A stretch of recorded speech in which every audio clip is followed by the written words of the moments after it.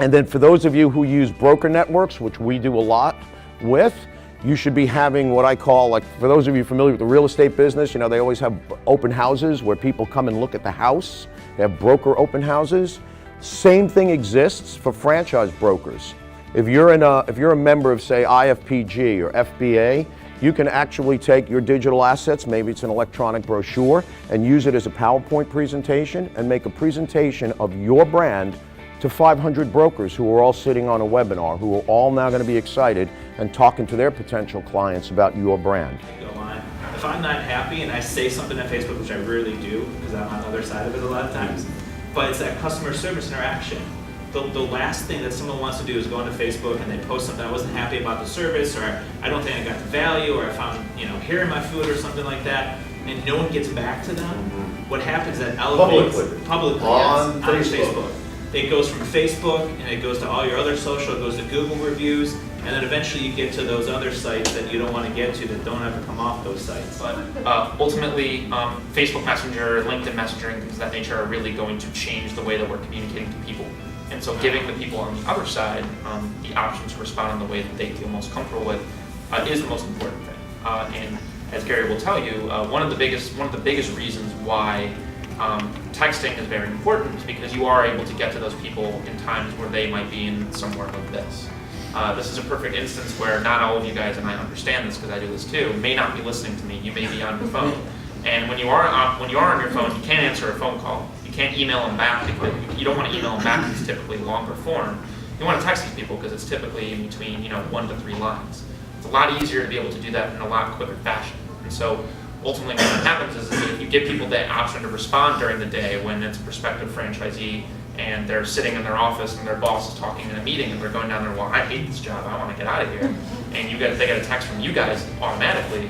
It makes life a lot easier for them to be able to actually respond and schedule a time where they can duck out of the office, go to their car, and take the call. I'm not a big believer in having conversations via text. That I don't believe in. But that quick, hey, how you doing? Thanks for contacting us. When's the best time to get in touch with you? Texting is really, really a good way to help increase the sale. Let's say Yacht Charter NYC is a very popular key phrase amongst people. So from a content development perspective, we'll put together maybe 10 articles, including the word Yacht Charter NYC.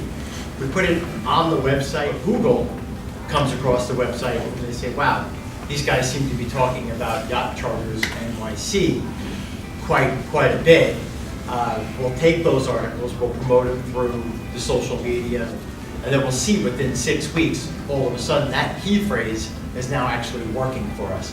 Many of you add hashtag words to it, to the posts. Good, you make me feel young because you're a young person and I do that all the time and you're not and you don't do it. Okay, how many of you post, if you're posting, how many hashtags do you put on that post? Roughly 2? Okay. If you go to my LinkedIn page, open up anything about Skinny Pizza or Taboonet or any of my brands, there's 10 or 15 hashtags under there. Okay, and there's hashtag franchise, hashtag New York City, hashtag pizza, hashtag eats. For those of you who are familiar with some of these platforms, some of these groups, these tribes as they're called, where people are exchanging pictures and information, hashtag eats, E-E-E-E-A-T-S, has millions and millions of users. So when I hashtag Skinny Pizza, for example, or Taboonet or Acai Express on there, drops into their feed. Hashtagging is really, really important, and I keep my eye on hashtags. We actually created 15 websites for one company back in 2012. One website was geared to selling yacht excursions to couples that were getting married and weddings, and then we had another one for corporate events, and then we actually had one that was just geared towards booze cruises. So when somebody was looking to say, hey, we want to go out on a booze cruise for 20 bucks a head, they found this website.